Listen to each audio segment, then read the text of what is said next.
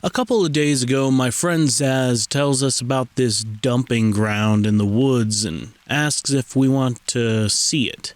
It's summer and we got nothing better to do, so we all troop out there. Me, my friend Zazz, my cousin Aiden, who wants to salvage old junk to sell online, my older sister Lisbeth, and my little sis Kisha, who tags along because Mom told Lisbeth to watch her. The dump is exactly like you'd expect. Broken washing machines and sinks and trap and old wooden boards and oil drums and trash, and no, none of it looks like you can sell it on eBay. Aiden, good luck hauling that 6,000-pound rusted washing machine out of the woods by yourself. I don't know how much stuff weighs. I'm bad at math. But we all go crawling around anyway, picking through old tires and rusted boxes and twisted shards of metal so rusted we're gonna need tennis shots. Or whatever they're called. And shattered glass and a grungy rolled-up carpet and rank microwaves that Aiden insists we can totally make bank on if we scrape off a zillion layers of crusted gunk. None of it is cool or interesting, and I'm starting to think Zazz was an idiot for dragging us out here. But then, at the bottom of the heap sits this old refrigerator. This thing is like medieval. Like it could have been Franklin's refrigerator. Almost more submarine than fridge. Its dented sides and rusted metal handle could probably survive a bomb blast. Dude, Zazz says, y'all know what's probably in this fridge, right? Your lunch, jokes Aiden. A dead body? I say. Zazz points at me like I just won the lottery. But instead of $1 million, I get whatever's in that fridge. Suddenly, I know this is the real reason he's let us all out here. Zazz is only ever interested in one thing: scaring the bejesus out of us. Mom used to make us stay away from him because he's older than us and wears a trench coat and steel-toed boots and eyeliner, but eventually she figured out he was just goth. We hung out because our houses were right across the street. Also because he has a crush on Lisbeth, my sis, which he shows by terrifying her. Not the most effective tactic, but he's pretty dumb that way.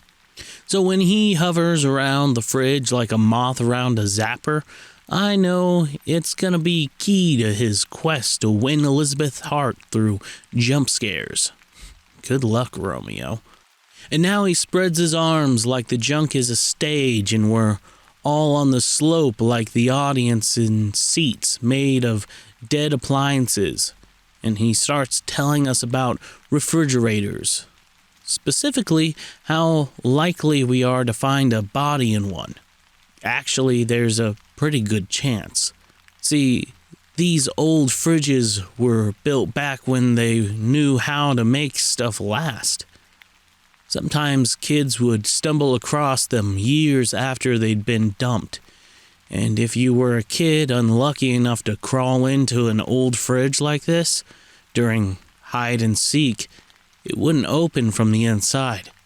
No, these old fridges have latching doors, so you'd be locked in an airtight sealed box, your screams muffled by its insulated steel until you suffocated.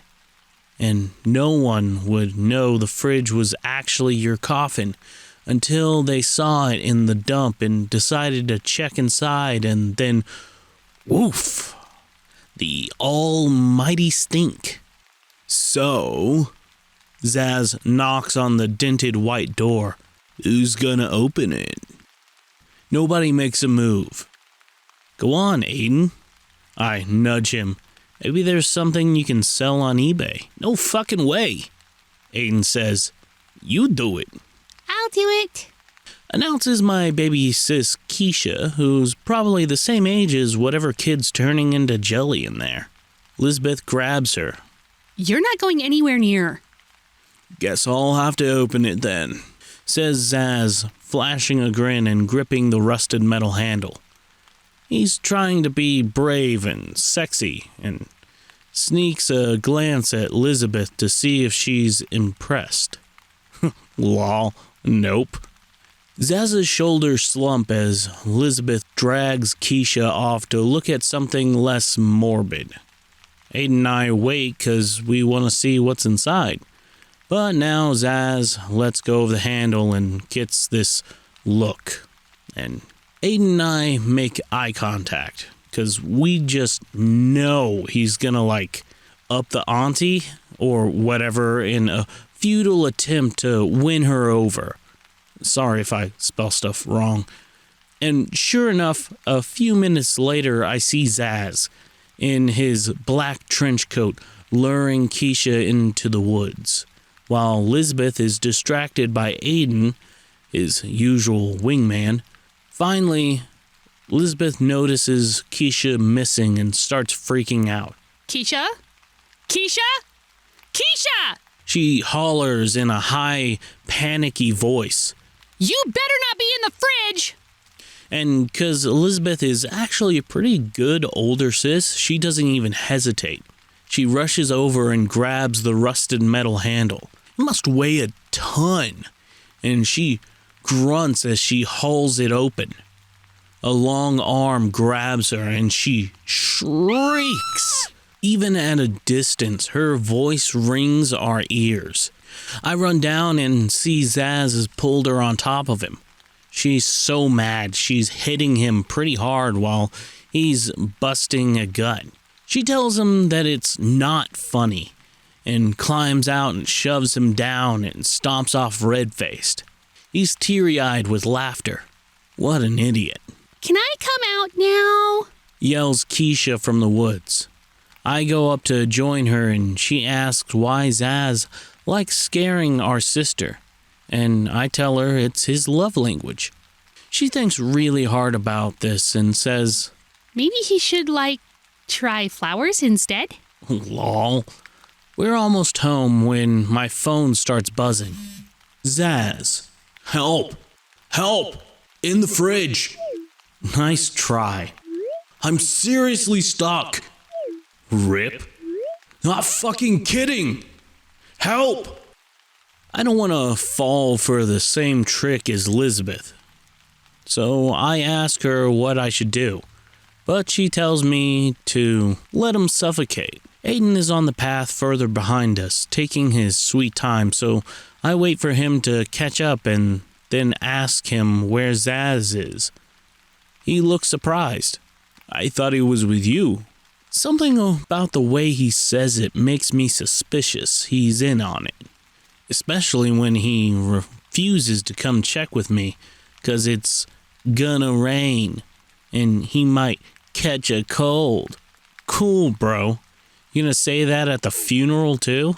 But on the 0.0000001% chance my friend needs actual help to save him from a Darwin Award, I head back, and it's weird how everything seems normal when you're with a group, but when you're by yourself, suddenly it all gets, creepy and stuff.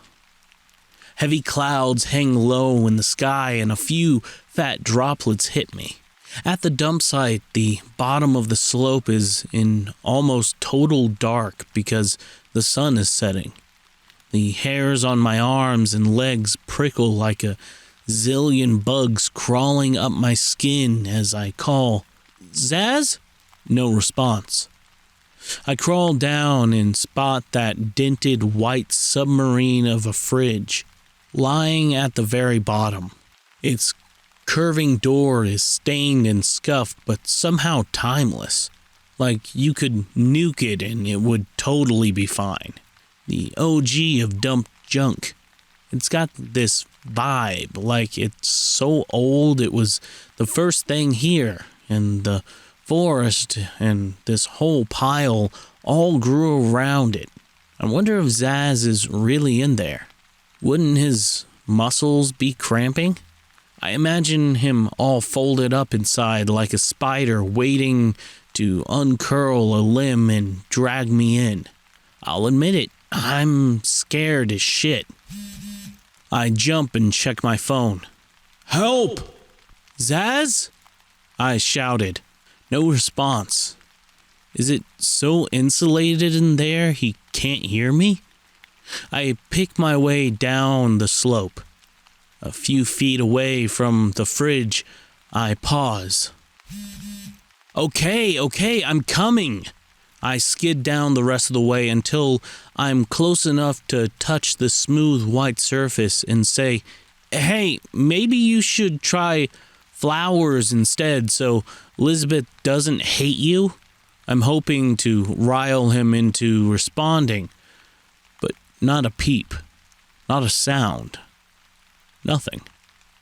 Even when I bang on the fridge, and then I bark out a laugh, all the air bursting out of me. Dude, I can see your fingers holding the door open. I watch as he adjusts his grip. He's really determined to wait me out. Kudos to him for having the self-control not to break even when called out. But, I'm not gonna touch that fridge handle. Not when it would put me in such an easy range of those gripping fingers. Nope, I decide. And when my phone starts buzzing again as I climb away from the dump site, this time I ignore it. In the middle of the night, my phone won't stop buzzing. Zazz. Cold. Come on, stop. Cold. Stuck. On and on. And obviously he's not stuck, because by now he'd have suffocated, so how would he be texting? But even though I know that every vibration of his phone means he's alive and well and giggling to himself in the safety of his room as he types and definitely is not stuck in that fridge, it's starting to super freak me out. I finally turn my phone on silent, but when I check again, he's still texting. The next day, my stomach knots with dread all through breakfast while my phone buzzes. I kind of want to check the fridge, but it hasn't stopped raining since yesterday, and Mom won't let me go out while it's wet. The weird thing is, there's nothing on his YouTube or Snapchat or Discord or anywhere, just those dumb texts saying he's cold. Finally, I message him back. Zazz. Cold. Maybe come out of the fridge then? Stuck. Help. Fine, I'll come soon if you stop messaging me. The messages stop for a while, but once the sun starts sinking lower in the sky, he messages again. Zazz, are you coming? Cold. Oh my fucking God. Cold. I'm starting to type a reply when a knock on my door makes me think maybe he's finally gonna be standing there with his shit-eating grin. But no, it's Lisbeth, looking like she slept even worse than me. She says Zazz's mom called, asking if anyone's seen him. And as soon as she says that, the knot of dread in my stomach becomes a noose around my throat so tight I can't breathe.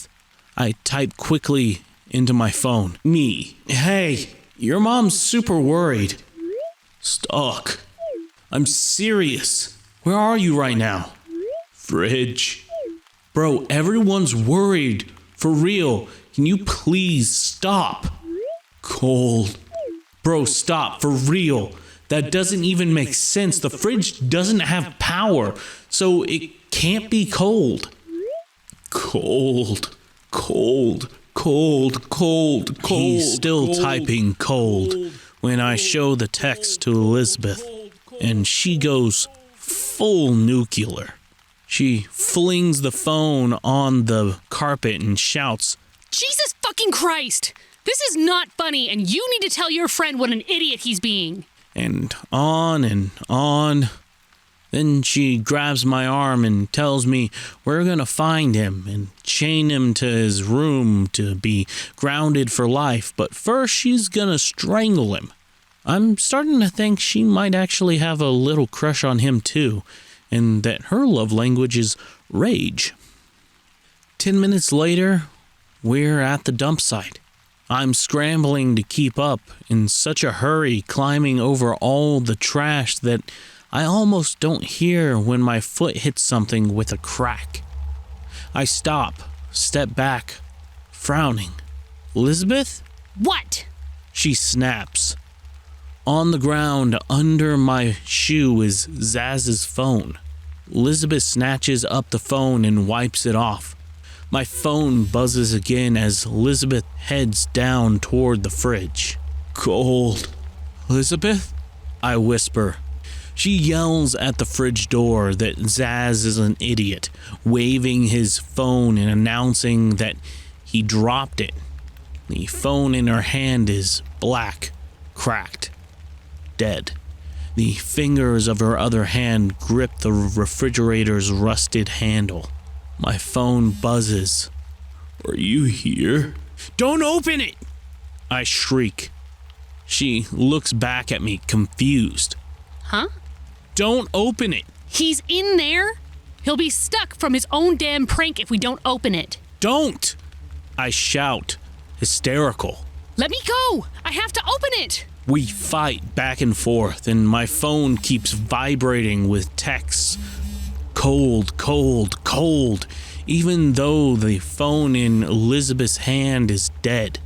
I try to tell her it's dead, but she tells me there's a delay, that I'm being irrational, that he's obviously dropped it just as he was hurrying into the fridge, but no, the phone's dark and wet, and the screen protector has water under it, meaning he dropped it before the rain stopped, maybe even before it started last night. So how was he texting from a dead phone? And then she shoves me hard, so I stumble back and fall on my ass. She grabs the rusted door and pulls. Her shriek mingles with the shriek of the door as it falls open. For seconds, I'm frozen, too terrified to move. I feel something warm trickle on my leg. Then I creep around to my sister, looking over her shoulder. He looks peaceful. His head turned to one side. His skin is sort of grayish, with his limbs all tucked up, his face composed in sleep. He looks so young in there, almost like one of those kids he was talking about. I wait for his chest to rise and fall. He's faking it, I say. Lisbeth is crying. He's gotta be faking, I say.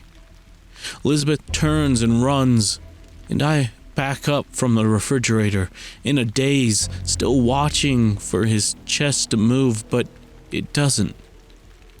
There's a rotting smell, but not like knock you down rotting. It seems like the stench of the fridge itself, of the decades-old air trapped inside, stale air that tastes a bit rank and very, very cold. I turn and scramble after her. When the police arrive at the dump site, the fridge is rusted closed, so they have to call in a construction crew to bust the door clean off, but inside is nothing but old stains, and they doubt a teenager could even fit in there unless he really scrunched. Missing person is the official verdict. It's not exactly right, though. See, my sis keeps getting flowers, scattered in her room or outside her door, or more often, tumbling out of the refrigerator when she opens it. Dried, pressed, dead flowers. She thinks it's his ghost. I think the fact we didn't find a body means he's alive, but just too chicken to show himself. Like he doesn't know how to end this fridge game because everyone's so pissed at him. So he's just still pretending. And since he doesn't have his phone, no one has any way of communicating with him. So yesterday I put his dead phone back at the dump site in what's left of the fridge. Like maybe he can throw it in some rice or something, and once he does, maybe he'll get my messages. So, Zazz, if you can read this, Lisbeth would like it much better if you could give her the flowers in person. The fridge is broken. You can't pretend to be stuck in it anymore. Come back. Update. Holy freaking balls. Zazz just responded to my texts. Me, please come back. Please. Okay. Oh my god. Oh my fucking god. You found your phone? Hey bro, are you really coming back? Please come back. We all miss you. On my way. Finally. Lisbeth is gonna be so happy when he hands her those flowers in person. His mom is gonna be so happy. Aiden and Kisha and everyone's going to be so happy.